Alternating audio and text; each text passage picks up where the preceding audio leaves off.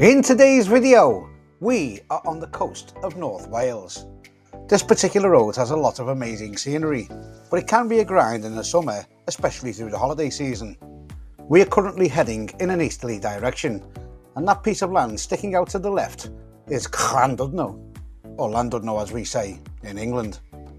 Heading in the direction that we are, before we get to Llandudno we'll come across a place called Conway, and it's here that one of the most brilliant feats of engineering occurred in Britain. In fact, the same kind of engineering is now being used to construct a road between Germany and Denmark. So come along as I no doubt unintentionally butcher the Welsh language, whilst we look at a small section of what I will explain is the Ash Road. Let's discuss it. On the trucker's eye!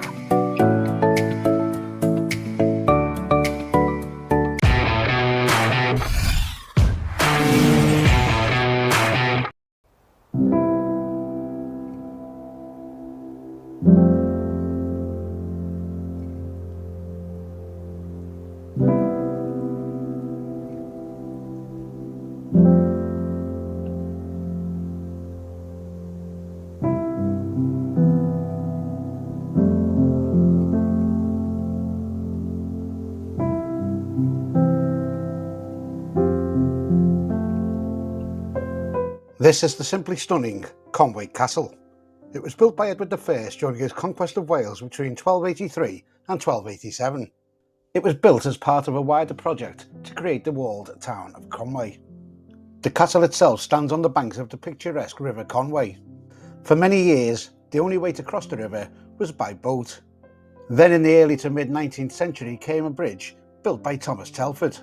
The bridge, seen here in the middle, was completed in 1826 at a cost of £51,000. Apparently that's equivalent to just over $5.5 million in today's money. Thomas Telford used the same style to build this bridge that he used on the Menai Suspension Bridge. The Menai Straits Bridge being the original road bridge that takes vehicles from the mainland of Wales onto the Isle of Anglesey. The Conway Bridge was originally built with a wooden deck. This was replaced by an iron road deck in the late 19th century. It was later strengthened in the early 20th century by adding wire and cables above the iron chains. Here in 2025, the only way to cross this bridge is on foot. Closest to the camera you'll see today's road bridge. This was built in 1958, and it superseded Thomas Telford's road bridge. This bridge has an unusual feature, as the spandrel wall is covered by a non-structural facade that hides the underlying structure. Apparently, the reason this was done was to keep the bridge in keeping with the railway bridge seen on the far side. But I also think it was done to mimic the suspension bridge in the middle. If you were to look at the facade on the side of the road bridge and invert it, so it was the other way round, it would very closely mimic the suspension cables between the two towers on the suspension bridge, thus harmonising it with the two older bridges. Groundwork commenced for the railway bridge in 1846, and it was eventually opened in 1849. If you've been a viewer of this channel for any length of time, you may remember that a while ago we did a video on the Britannia Bridge. The Britannia Bridge being the railway bridge that carried the trains from the mainland of Wales over to the Isle of Anglesey. A fire destroyed the bridge and rendered it useless. I'll put a link to that video at the end of this one. The Britannia Bridge was eventually rebuilt, but you may notice the similarity in the bridge before it was destroyed by fire with the Conway Railway Bridge. And there's a good reason for it. They were both built by the same designer, Robert Stephenson. Stephenson employed the same wrought iron tubular design on both the Britannia and the Conway rail bridges. The Britannia Railway Bridge was constructed 50 years later than the Conway Railway Bridge. The fire that led to the destruction of the original Britannia Railway Bridge led to that bridge being rebuilt.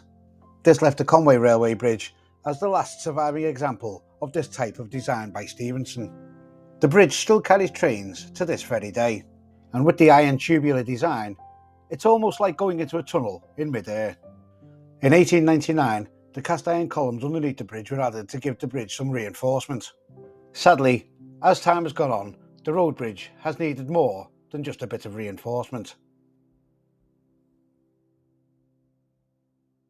The civil engineers of old were obviously lacking in vision in failing to predict the impending explosion in transport, which over the years has transformed Conway into one of the most chronic bottlenecks in Britain.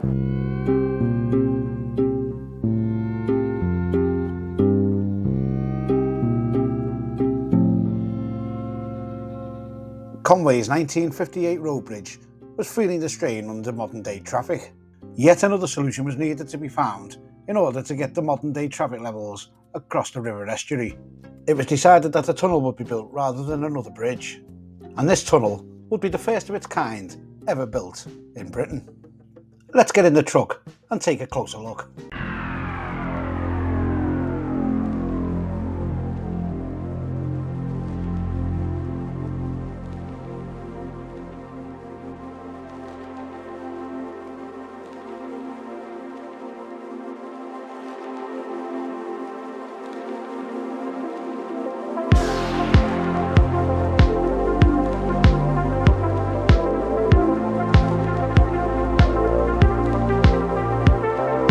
That was the 1 kilometre long Conway crossing. It was built at a cost of £102 million. We're going to take another look at it with the drone. You may notice that it's not actually circular shaped like most tunnels are, and there's a very good reason for this. Tunnels are usually built by using a TBM.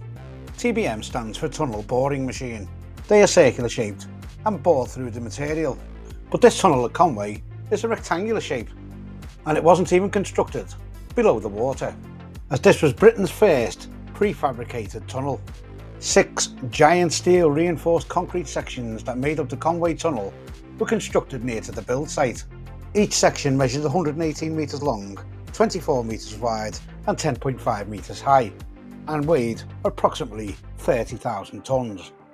The 6 sections were cast right here where the marina stands today. The marina was opened in 1994 following the tunnel's completion. This site was known as the Conway Morfa. Morfa, M-O-R-F-A, being a Welsh word that describes a low-lying wetland. And there's a great photo online of the 6 sections having been cast. But just how did they get the 6 cylinders underneath the water and underneath the riverbed? Well, it was genius. In quick terms, each cylinder was basically blocked up at each end. Each section was filled with ballast, and the Morfa basin was flooded. This allowed each section to be then floated out into the estuary and then lowered into place. Now, just before anybody thinks that the tunnel sits above the riverbed, it doesn't. What these very clever engineers did was dredge a section out of the riverbed, lower each section into that trench, put the sections together and then build the riverbed back up around the tunnel. The Conway Tunnel was officially opened by Her Majesty the Queen on October the 25th, 1991. Before the traffic started flowing, people were allowed to take a walk through the tunnel as part of a charity event. During the intro to this video, I mentioned another tunnel between Denmark and Germany which is currently under construction. The Fehmarn Belt fixed link will carry traffic and trains underneath the river from Denmark to Germany and vice versa. The Fehmarn Belt tunnel will be a whopping 18 kilometres long, 18 times the length of the Conway Tunnel. That makes it the world's longest underwater prefabricated tunnel. It's currently under construction at this very moment and is being built in exactly the same way as the Conway Tunnel. One last thing to clean up just before we finish the video. Do you know why they call the A55 the Ash Road? Here is one of the many hundreds of signs you'll see along this road. See if you know why they call it the Ash Road. Well, it's quite simple. I do hope you've enjoyed the video. If you have subscribed already, I thank you very much. If you haven't, please hit that subscribe button. Don't forget to keep sharing the videos as well, that really helps me out. And I'll see you all next time on the Trucker's Eye.